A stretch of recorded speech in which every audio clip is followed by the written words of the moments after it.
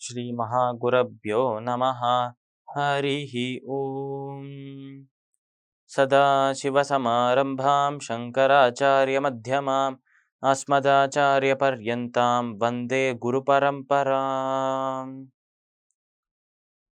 GeM டிவியின் அன்பர்களுக்கு எனது வணக்கங்கள். இன்றைய நாள் அனைவருக்கும் இனிய நாளாக அமைய எல்லாம் வல்ல இறைவனை வேண்டி இன்றைய மதமும் நம்மதமே நிகழ்ச்சிக்கு செல்வோம். இன்னைக்கு நம்ம வெங்கடேஸ்வர சுப்பிரபாதத்தின் 3வது ஸ்லோகத்தை விளக்கத்துடன் பார்த்துட்டு இன்றைய தினத்தின் நீதி கதைக்கு செல்வோம். மாத சமஸ்த ஜகதாம் மதுகைட்டபாரே வக்ஷோ விஹாரிணி மனோஹர திவ்யமூர்த்தே ஸ்ரீ சுவாமி நிஷ்டித ஜனப்பிரியதானசீலே ஸ்ரீ வெங்கடேஷ தயிதே தவ சுப்பிரபாதம். இந்த ஸ்லோகத்திற்குண்டான விளக்கம்.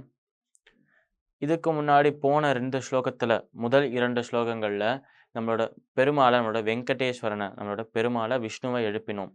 அது போலவே இந்த ஸ்லோகத்தில் பெருமாளின் மனைவியாக நமக்கெல்லாம் தாயாராக இருக்கும் லக்ஷ்மி தேவியை நம்ம எழுப்புறோமாம் இந்த ஸ்லோகத்தில்.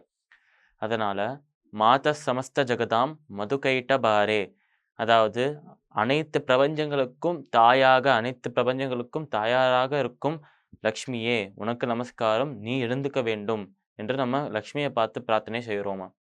மாத சமஸ்த ஜகதாம் மதுகைட்ட பாரே, அதாவது மது கைட்டபன் என்னும் 2 அரக்கர்களை 2 ராட்சசர்களை அழித்தவளாக இருக்கும் மகாலட்சுமியே நீ எழுந்துக்க வேண்டும் என்று மகாலட்சுமி அந்த புகழை பாடிட்டு அதுக்கப்புறம் எழுப்பி விடுறோம் மகாலட்சுமியை.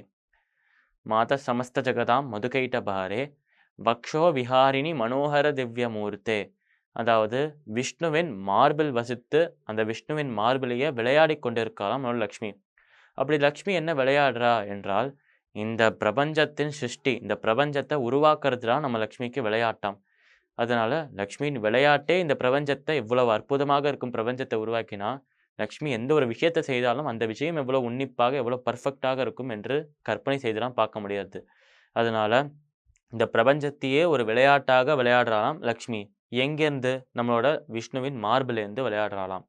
வக்ஷோ விஹாரிணி மனோகர திவ்யமூர்த்தே ஸ்ரீ சுவாமின்னு ஸ்ருதஜன பிரியதானசீலே, அதாவது தன்னை நாடி வரும் பக்தர்கள், தன்னிடம் சரணமடைந்த பக்தர்களை என்னைக்குமே கைவிடாத தாயாக இருக்கும் லக்ஷ்மியே உனக்கு நமஸ்காரம் என்று சொல்கிறோம் இந்த ஸ்லோகத்தில். மாத சமஸ்த ஜகதா மதுகைட்டபாரே வக்ஷோ விஹாரிணி மனோகர திவ்யமூர்த்தே ஸ்ரீ சுவாமின்னு ஸ்ருதஜன பிரியதானசீலே ஸ்ரீ வெங்கடேஷ தயிதே தவ சுப்பிரபாதம். இவ்வளவு குணங்கள் இருக்கும் லக்ஷ்மி, இவ்வளவு அதிசயங்கள், இவ்வளவு ஒரு விசேஷங்கள், இவ்வளவு ஒரு லட்சணங்கள் இருக்கும் லக்ஷ்மியே, நீர்தான் பெருமாளுக்கு ரொம்ப பிடித்தவளாக, பெருமாளின் பிரியமானவளாக இருக்கிறாய் என்று இந்த ஸ்லோகத்தில் கூறுகிறோம். அதனால் பெருமாளை பற்றி சொல்லும்போது லக்ஷ்மிக்கு பிரியமானவர் என்று சொன்னோம். இப்போ லக்ஷ்மியை பற்றி பேசும்போது பெருமாளுக்கு பிரியமானவள் என்று சொல்கிறோம்.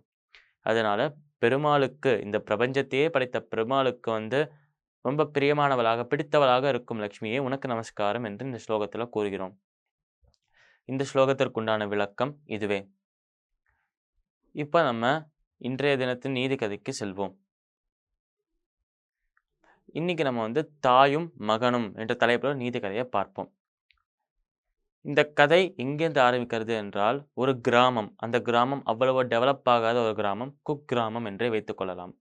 அதனால் ரொம்ப டெவலப் ஆகாத, ரொம்ப கம்யூனிகேஷன் பக்கத்தில் இருக்கிற ஊர்லலாம் கம்யூனிகேஷன் இல்லாத ஒரு சின்ன கிராமமாக இருக்கிறது.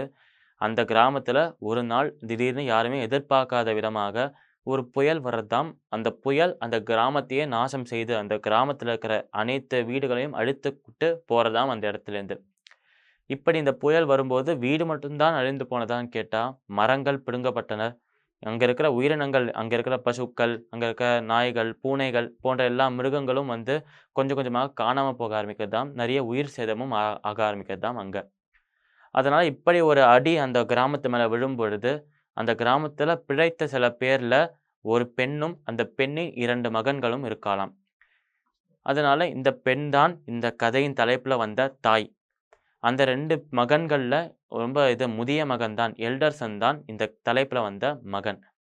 அதனால் இந்த தாயை பற்றியும் இந்த 2 மகன்களை பற்றியும் தான் இந்த கதையில் பார்க்க போகிறோம். 2 பேர்கிட்ட இந்த 3 பேர் இருக்கிற இந்த ஒரு குடும்பத்துக்கிட்ட நம்ம என்ன கத்துக்க போறோம்? இந்த கதை மேலும் எப்படி நகர்றது? நாளை தினம் பார்க்கலாம். மீண்டும் நாளை சந்திப்போம். நன்றி, வணக்கம்.